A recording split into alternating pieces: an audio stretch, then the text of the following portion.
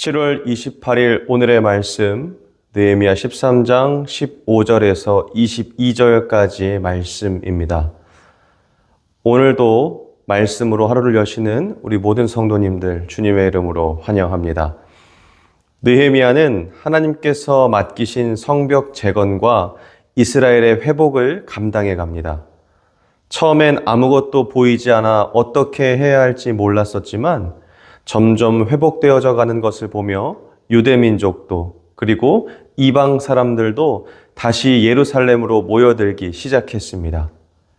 그러나 성경의 역사를 보면 언제나 그렇듯 회복 후에는 하나님의 말씀에 대한 불순종이 일어나는 것을 보게 됩니다.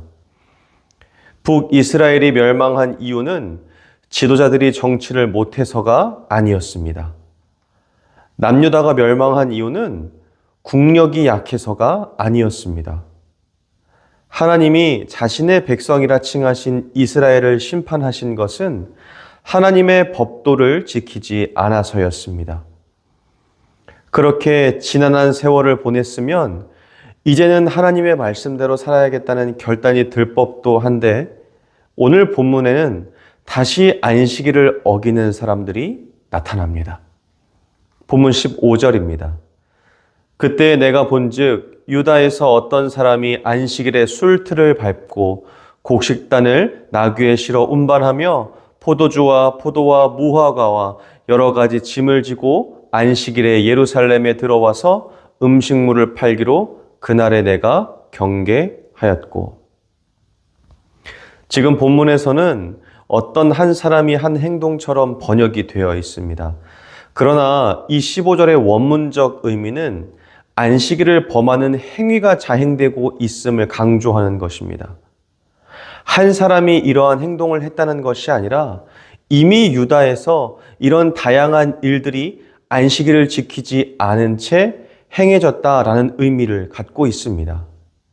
이러한 일은 예루살렘 내부에서만 일어난 일이 아닙니다. 16절입니다. 또 두로 사람이 예루살렘에 살며 물고기와 각양 물건을 가져다가 안식일에 예루살렘에서도 유다 자손에게 팔기로. 두로, 우리가 많이 들어본 지명입니다. 두로는 바알 숭배의 본산지였던 시돈 바로 옆에 있는 이방 민족입니다.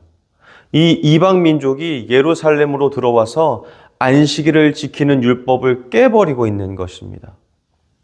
즉, 지금 이스라엘의 상황은 하나님께서 70여 년간의 심판을 뒤로 하시고 다시 회복시키셨는데 그렇게 회복시켜 주시자마자 다시 율법을 어기고 심판받을 수밖에 없는 길을 걸어가고 있다는 것입니다. 이제 예루살렘은 사람들이 왕래하는 성읍이 되었습니다. 그러나 이제 막 성벽이 완공되었기에 앞으로 해야 할 일들이 훨씬 많을 것입니다. 바벨론이라는 자신들의 실질적 고향을 버리고 온 사람들은 예루살렘에서 다시 삶의 기반을 다잡아야 했을 것이고 성벽이 완공되었으니 이제는 나와 가족을 위해서 애쓰고 수고해서 결실을 맺어야 한다고 생각했을 것입니다.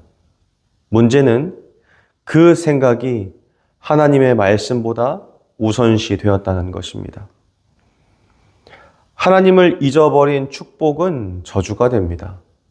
사울은 이스라엘의 초대 왕이라는 명예를 얻었지만 그의 마침은 스스로 목숨을 끊어야만 하는 비참한 인생이었습니다. 솔로몬은 하나님께 복을 받았던 사람이었지만 결국 그의 인생은 자신의 아들 때의 나라가 둘로 나뉘는 결과를 낳았습니다. 사울이 처음 왕이 되었을 때, 솔로몬이 지혜로 백성을 다스렸을 때 사람들은 그들의 인생이 그렇게 마무리될 것을 알지 못했습니다. 그들이 하나님을 떠났을 때 그들의 복은 저주로 바뀌게 되었습니다. 오늘 우리가 구해야 할 것은 세상의 어떠한 복보다 하나님을 알아가는 것입니다. 그렇게 하나님을 온전히 알아가고 하나님의 마음을 알아갈 때 우리는 우리에게 주어진 모든 하루의 날들을 복된 날로 살아낼 수 있을 것입니다. 기도하겠습니다. 좋으신 하나님 감사합니다. 오늘 느헤미야의 말씀을 통하여서 하나님의 긍휼과 자비로 회복시켜 주셨음에도 불구하고 다시 심판받을 모습을 입는 느헤미야 시대 사람들을 보게 됩니다. 하나님, 그 모습이 우리의 삶이 아닌지 돌아볼 수 있는 지혜와 은혜를 허락하여 주옵소서. 하나님께서 베풀어 주신 은혜를 기억지 않고 다시 하나님의 말씀보다 세상의 것들을 찾아 쫓는 우리의 삶이 되지 않을 수 있도록 인도하여 주시옵소서. 날마다 하나님의 말씀만이 우리 발의 등이 되시고 우리 길의 빛이 되어 주옵소서.